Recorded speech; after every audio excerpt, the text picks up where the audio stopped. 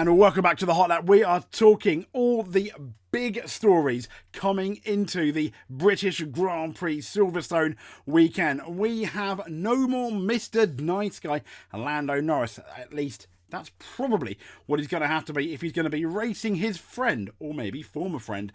We also have the potential for the first time in years of a legit all-Brit podium. Could it happen? Could it happen? Also, Ollie Bearman, the latest update on Oliver Bearman. Is he going to be announced for Haas? We'll get into that. And last but no means least, it's the UK, it's Great Britain, it's England. We love talking about the weather. And there is a fair chance that weather may well play an issue at the British Grand Prix.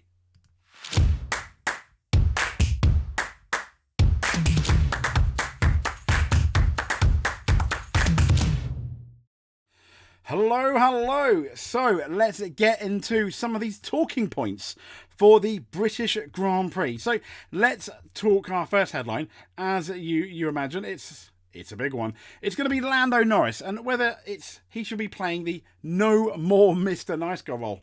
As we know, heading into the Austrian Grand Prix, Lando and Max shared the top two finishing positions in all but one, I think, of the previous 6 races, which is absolutely crazy, isn't it? Now, it should have happened again in Austria, but as you know, there was that lap 64 collision that the whole world, or the whole Formula 1 world at least, is seemingly talking about. But just 1 week later, we are going to be lights out at Silverstone. Could there be a clash? Could we see a Hamilton-Verstappen moment?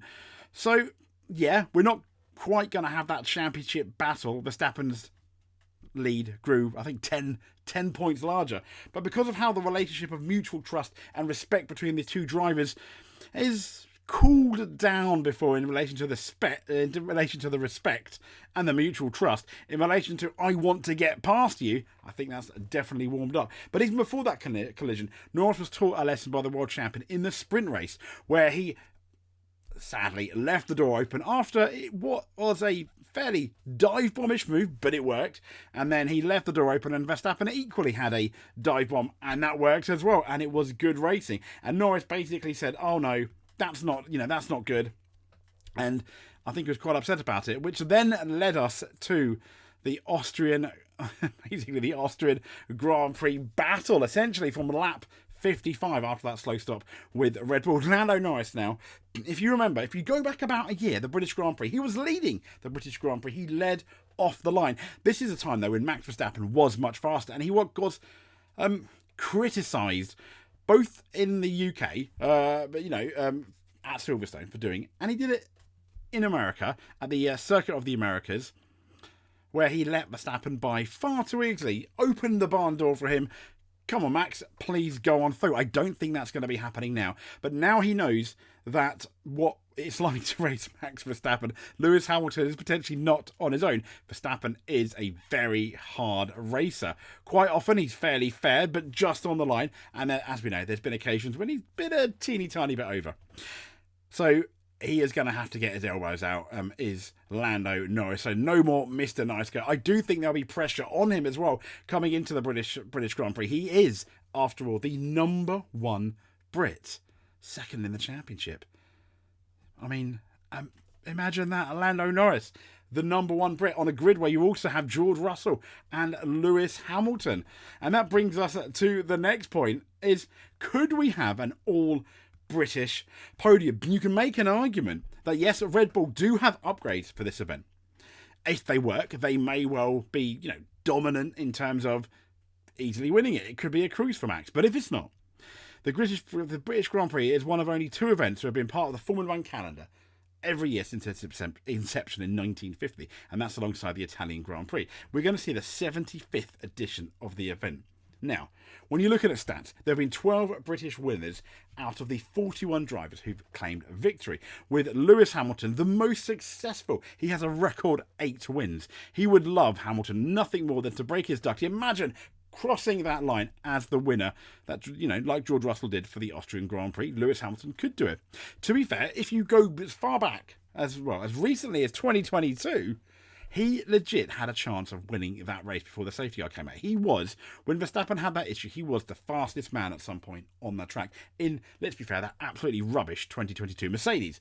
Now, there's a very good argument that the Mercedes this year, it does seem to be a lot better. Austria didn't really seem to be quite the track for the car, although they did struggle at that track last year as well. So this track's kind of like faster than Austria. It's got the sweeping turns like you would at the Spanish Grand Prix. So it's going to be really interesting to see what they can do. But to do that, Hamilton, if he's going to win, he's going to first have to beat his teammate George Russell, the man who took victory at the Austrian Grand Prix. Now, neither race winner, nor Russell or Norris, have taken victory at Silverstone before. But Norris, you can make an argument, is the favourite out of the three Brits to take that podium. Although I think Verstappen, depending how qualifying and practice goes, at the moment, I believe is the favourite to win the day. You never know what's going to happen at the start. Red Bull are under pressure. They kind of messed up the pit stop. If Hamilton and George Russell can get their setup perfect, as we said in our preview, they have the potential to win. So this year, I think that it is a dream, and it requires, I think, a bit of luck, a bit of magic, Silverstone magic, let's say. But it's not completely out of the blue that we have a British 1, 2, 3. Red Bull do not seem to be as dominant as they were. So I'm definitely going to be keeping those fingers crossed for what I'm hoping is going to be a Brit 1, 2, 3.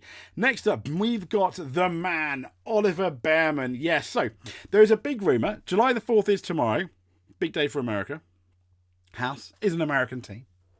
We are at the Silverstone Grand Prix weekend. It is Silverstone Media Day. Ollie Bearman is fresh from, I think, a victory, isn't he? From the a victory from the Austrian F2 race as well. We have a huge crowd.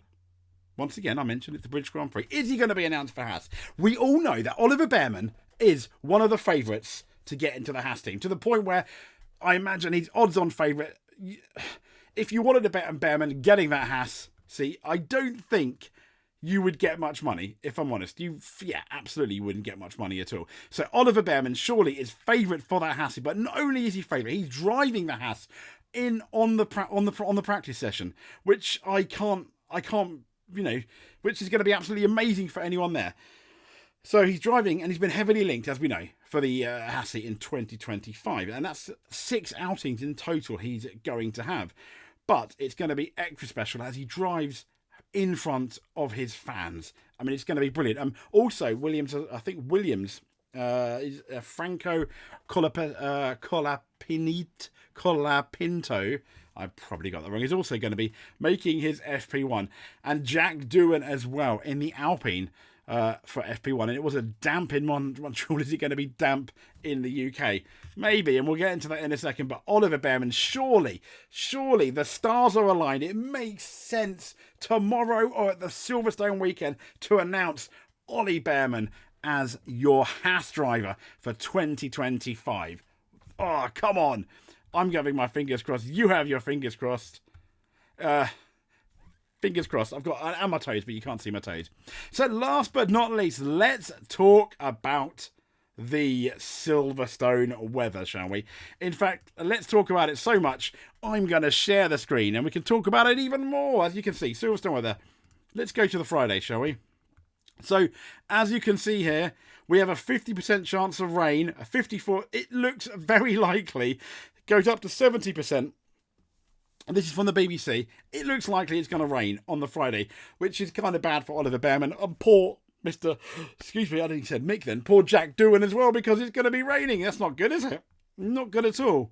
So, potentially raining for practice. Saturday is a bit better, with 12 to 14% rain around the practice times, 0% come 4 o'clock. I don't think it's going to rain on Saturday. But the big day is going to be Sunday, and it goes up to 34 at round race start, which is 3 o'clock. It's between 39 and 42%. But it is the UK. That can change at any time. So rain very likely. Rain is very likely for the Friday, not so likely for Saturday, not quite 50-50, but kind of toss a coin nearly for the Sunday.